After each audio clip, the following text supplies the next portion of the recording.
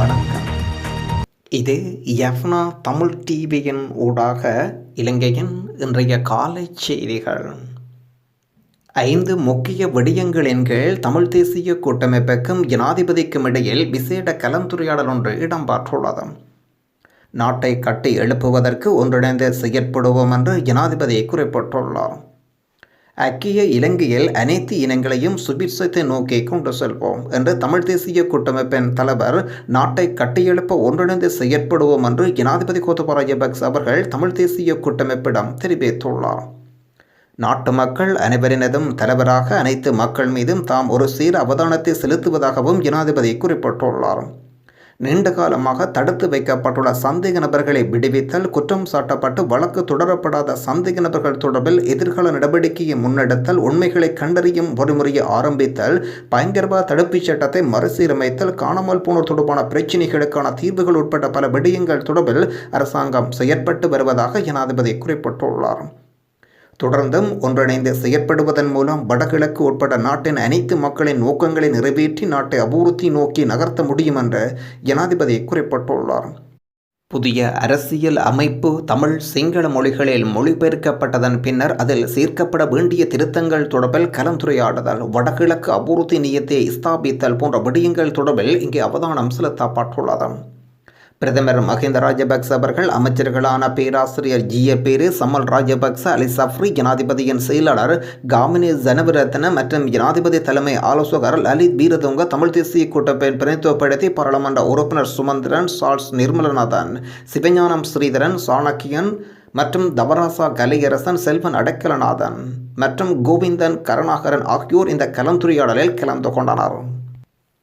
பொது மக்களுக்கு போலீசாரின் மேற்பார்வையில் எரிவாயு சிலிண்டர்கள் வாழைச்சேனையில்.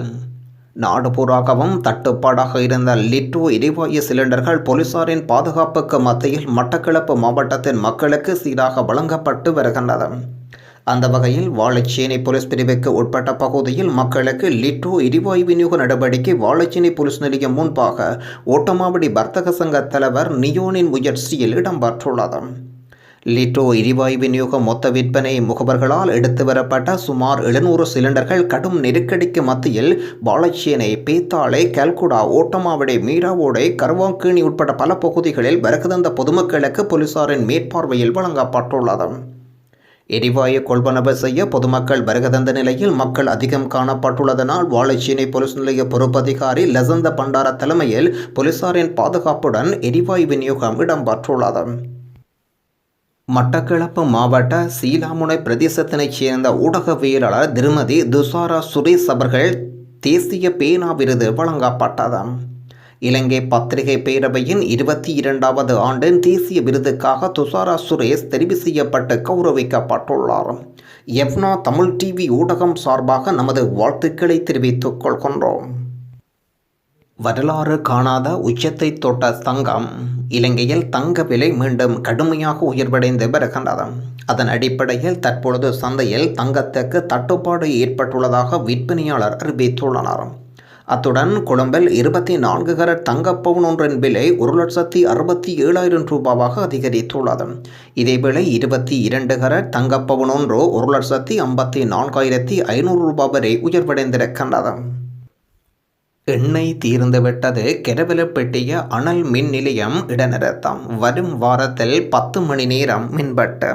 எரிபொருள் தட்டுப்பாடு காரணமாக கெரவலப்பட்டி அனல் மின் நிலையத்தில் மின் உற்பத்தி இடைநிறுத்தப்பட்டுள்ளது. இந்த நிலைமையினால் மின்வெட்டு நீடிக்கப்படலாம் என்று இலங்கை மின்சார சபை அறிவித்துள்ளது. சப்போஸ்கந்த எண்ணெய் சுத்திகரிப்பு நிலையம் மூடப்பட்ட நிலையில் மின் உற்பத்திக்கான எரிபொருளை வழங்குவதில் பெரும் நெருக்கடி ஏற்பட்டுள்ளது. நீர்மின் நிலையங்களுடன் தொடர்புடைய நீர்த்தேக்கங்களின் நீர்மட்டம் வீழ்ச்சியடைந்து வருவதனால் அடுத்த வாரம் 10 மணி நேரம் மின்வெட்டு அமுல்படுத்தப்படும் என்று மின்சார சபை அறிவித்துள்ளது. இதேவேளை தற்போதைய காலநிலை மோசமடைவதனால் எதிர்வரும் புத்தாண்டு கால பகுதியில் நாளாந்த மின்வெட்டை மேலும் அதிகரிக்க வேண்டியிருக்கும் என்ற மின் பொறியாளர்கள் எச்சரிக்கை விடுத்துள்ளனர். பேச்சு என்ற பெயரில் நாம் ஏமாறத் தயாரில்லை சம்பந்தன். 3 வருடங்களின் பின்னர் தமிழ் தேசிய கூட்டமைப்பு ஜனாதிபதிக்கும் இடையில் விசேட சந்திப்பொன்று இடம்பெற்றுள்ளது. பேச்சு என்ற பெயரில் நாம் ஏமாறத் தயாரில்லை என்று தமிழ் தேசிய கூட்டமைப்பின் தலைவர் சம்பந்தன் அறிவித்துள்ளார். ஜனாதிபதி கோத்தபாய ராஜபக்சவுக்கும் சம்பந்தன் தலைமையிலான தமிழ் தேசிய கூட்டமைப்பின் நாடாளுமன்ற உறுப்பினர்களுக்கும் இடையில் விசேட சந்திப்பு ஒன்று ஜனாதிபதி செயலகத்தில் இடம்பெற்றுள்ளது. இந்த சந்திப்பு குறித்து கருத்து வெளியிடும் போது தமிழ் தேசிய கூட்டமைப்பின் தலைவர் சம்பந்தன் தேசிய இனப்பிரச்சினைக்கு நிரந்தர அரசியல் தீர்வு காணப்பட வேண்டும் என்ற விடயத்தில் நாம் உறுதியாக இருக்கின்றோம். அதன் பிரகாரம் ஆக்கப்பூர்வமான பேச்சு ஜனாதிபதி முன்னெடுத்தால் அதற்கு முழு ஒத்துழைப்பு வழங்க நாம் தயாராக இருப்பதாக குறிப்பிட்டுள்ளார் சம்பந்தன். நாமல் ராஜபக்சவுக்கு நாட்டை ஆள வேண்டும் என்ற ஆசை இல்லை. உதய கம்பன்பில நாமல் ராஜபக்சவுக்கு நாட்டை ஆளும் எண்ணம் எதுவும் இல்லை என்று உதய கம்பன்பில தெரிவித்துள்ளார். மஹிந்த ராஜபக்ச மன்னராக இருக்கலாம், கோத்தபாய ராஜபக்ச மன்னராக இருக்கலாம், நாமல் ராஜபக்ச மன்னராக இருக்கலாம், அல்லது நாமலின் மகன் கேசர மன்னராக இருக்கலாம். ஆனால் நாட்டை ஆள்வது பசில்தான் என்று உதய கம்பன்பில தெரிவித்துள்ளார். தற்போதைய நெருக்கடியில் வைரஸினால் ஏற்பட்டதல்ல, கடனால் ஏற்பட்டது என்று நான் நீண்ட காலமாக தெரிவித்து வந்திருக்கின்றேன். ஆனால் இந்த கருத்துக்காக நான் அரசாங்கத்தில் இருந்து கடும் எதிர்ப்புகளை சந்தித்திருக்கின்றேன். நான் நெருக்கடி குறித்து எச்சரித்து 11 அமைச்சரவை பத்திரங்களை சமர்ப்பித்தேன். ஆனால் நிதியமைச்சு வேண்டும் என்று நிலைமை மோசமடைவதற்கு அனுமதி வழங்கியதாக குறிப்பிட்டுள்ளார் உதய கம்பன்பில. புதிய பிரதமருக்கு உணவு பரிமாறுவதற்கு தயாராக இருங்கள், அலரி மாளிகையில் சமையல் பிரிவை சேர்ந்தவர்களுக்கு மஹிந்த தெரிவித்ததாக தகவல் ஒன்று வெளியிடப்பட்டுள்ளன. புதிய பிரதமருக்கு உணவு பரிமாறுவதற்கு தயாராகுங்கள் என்று அலரி மாளிகையின் சமையல் பிரிவை சேர்ந்தவர்களுக்கு பிரதமர் மஹிந்த ராஜபக்ச தெரிவித்திருப்பதாக தகவல் வெளியிடப்பட்டிருப்பதுடன் அலரி மாளிகையின் சமையல் பிரிவை சேர்ந்தவர்களுடன் உரையாடிய வேளை புத்தாண்டின் பின்னர் புதிய பிரதமர் அலரி மாளிகைக்கு வருவார் என்று மஹிந்த ராஜபக்ச தெரிவித்துள்ளார். எனக்கு சிறந்த முறையில் உணவு வழங்கியதைப் போல் புதிய பிரதமருக்கும் உணவு வழங்குங்கள் என்று பிரதமர் குறிப்பிட்டுள்ளார். நாடு தற்பொழுது எதிர்கொண்டுள்ள நெருக்கடியை தீர்ப்பதற்கு புதிய பிரதமர் நியமிக்கப்படுவார் என்று அரசியல் மோதல் எதுவும் இல்லை என்று பிரதமர் குறிப்பிட்டுள்ளதாக பிரதமரின் ஊடக பேச்சாளர் இந்த செய்தியை உறுதிப்படுத்தவில்லை என்று இணைய ஊடகம் செய்தி வெளியிட்டுள்ளது. வாகனங்களுக்குள் மறைந்திருந்தவாறு ரொமேனியா எல்லையை கடக்க முயன்ற 16 இலங்கையர்கள் கைது. வாகனங்களுக்குள் மறைந்திருந்தவாறு ருமேனியாவின் எல்லையை சட்டவிரோதமாக கடக்க முயன்ற 16 இலங்கையர்கள் உட்பட 38 குடியேற்றவாசிகள் கைது செய்துள்ளதாக ருமேனியா அதிகாரிகள் அறிவித்துள்ளனர். 2 சிறிய பேருந்து ரக வாகனங்களுக்குள் மறைந்திருந்தவாறு 11 எல்லையை கடக்க முயன்றவர்கள் கைது செய்யப்பட்டதுடன் இந்த வாகனங்களின் சாரதிகள் ருமேனியாவை சேர்ந்தவர் என்று தகவல் வெளியிடப்பட்டுள்ளது. ருமேனியாவில் பதியப்பட்ட மினி பஸ்களின் சாரதிகளாக 32 மற்றும் 42 வயதுடைய இருவர் செயற்பட்டதாகவும் வாகனங்கள் எல்லையில் சோதனையிட்ட வேளை பொருட்கள் வைப்பதற்காக விசேடமாக உருவாக்கப்பட்ட பகுதியில் பயணிகள் அமரும் பகுதியில் பலர் மறைந்திருந்தது தெரிய வந்துள்ளது.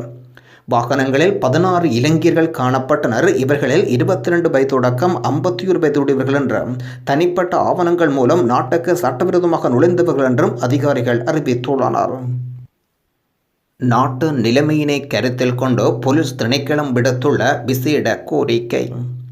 வீட்டில் உள்ளவர்கள், சிறுவர்கள், பெண்கள், குழந்தைகள், பள்ளிகள், கல்லூரிகள், பணிபுரியும் பெண்கள், ஆண்கள் உட்பட அனைத்து மாணவர்களும் அல்லது மக்களும் மிகவும் கவனமாக இருக்க வேண்டாம். விலை உயர்ந்த கடிகாரங்களை அணிய வேண்டாம். விலை உயர்ந்த நெக்லஸ், வளையல்கள், காதணிகள், உங்கள் கைப்பைகள் அணியாமல் கவனமாக இருங்கள். ஆண்கள் விலை உயர்ந்த கடிகாரங்கள், விலை உயர்ந்த வளையல்கள் மற்றும் செயின் அணிவதை தவிர்க்க வேண்டாம்.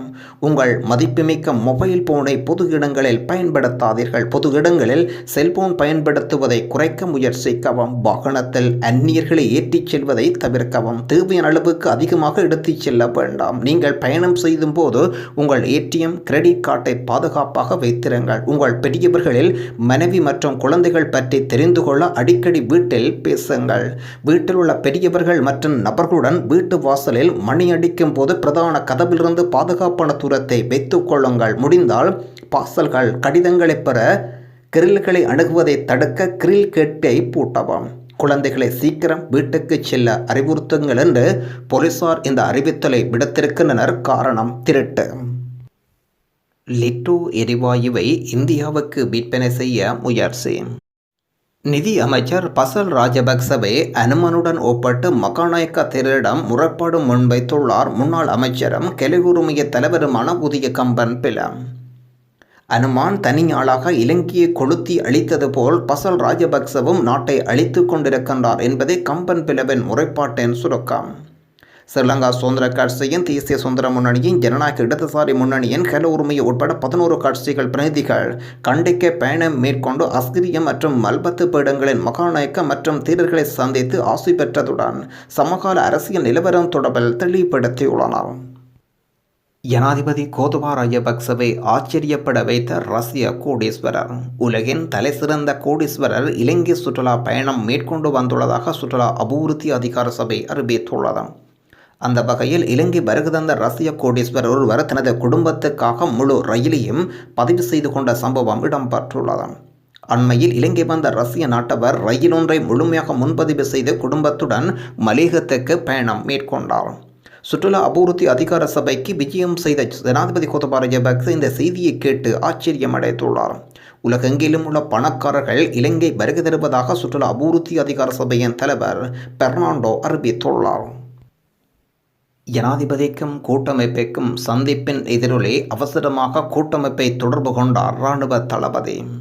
ஜனாதிபதி கோத்தபாய ராஜபக்சவுக்கும் தமிழ் தேசிய கூட்டமைப்புக்கும் இடையிலான விசேட கலந்துரையாடலில் பேசப்பட்ட விடயங்கள் மிக விரைவில் எதிரொலிக்க ஆரம்பித்துள்ளன. பேசப்பட்ட விடயங்கள் தொடர்பில் கோத்தபாய இராணுவ வேகத்தில் சில நடவடிக்கை எடுத்துள்ளார். ஜனாதிபதி மாளிகையில் ஜனாதிபதி கூட்டமைப்பு சந்திப்பு இடம்பெற்றது. இதன்போது பல்வேறு விடயங்கள் கூட்டமைப்பினர் குறிப்பிட்டு பேசியிருந்தனர். அரசியல் கைதிகள் விடயம், காணி அபகரிப்பு, காணாமல் ஆக்கப்பட்டவர்கள் விடயம் உட்பட பல விடயங்கள் பேசப்பட்டன. இதில் இராணுவத்தினரால் மேற்கொள்ளப்படும் காணி சுவீகரிப்பு குறித்து பேசப்பட்டது. இராணுவத்தினரின் காணி சுவீகரிப்பு தொடர்பில் கூட்டமைப்பினர் சுட்டிக்காட்டிய போது இந்த விடயம் தமக்கு தெரியாது என்றும் ஜனாதிபதி குறிப்பிட்டிருந்தார். சில மணித்தியாலயங்களில் இராணுவ தளபதி சுவேந்திர சில்வா தொலைபேசி வழியாக கூட்டமைப்பின் பேச்சாளர் சுமந்திரனை தொடர்பு கொண்டு பேசியுள்ளார். இராணுவத்தினர் காணி சுவீகரிப்பதாக நீங்கள் ஜனாதிபதியிடம் கூறியிருக்கின்றீர்கள். அவரும் பேசுகின்றார். நாம் காணி சுவீகரிக்கின்றோமா என்று கேட்டுள்ளார்.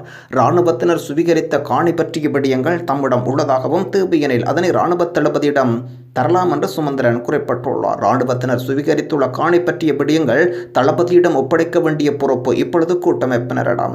இராணுவ தளபதி மனதில் எதை வைத்துக் கொண்டு பேசினார் என்று தெரியவில்லை. ஒருவேளை யுத்தத்தின் போது சுவீகரித்ததை சட்ட ரீதியாக பெற இப்போது அளவீடு செய்கின்றோம், புதிதாக எதையும் சுவீகரிக்கவில்லை என்று கருதுகின்றாரோ தெரியவில்லை. இரண்டு தரப்பும் இனி நேரில் பேசும் போதுதான் இந்த விடயங்கள் வெளிப்படும். அரசாங்கத்தை பாதுகாக்க வேண்டாம், வெளியேறுங்கள் என்று ஆளுங்கட்சியினருக்கு நாட்டு மக்கள் அழுத்தம் கொடுக்க வேண்டாம். இந்த அரசை பாதுகாக்க வேண்டாம், வெளியேறுங்கள் என்று ஆளுங்கட்சியினருக்கு நாட்டு மக்கள் அழுத்தம் கொடுக்க வேண்டும் என்று அறைகூவல் விடுத்துள்ளார் பிமல் வீரவன்ச.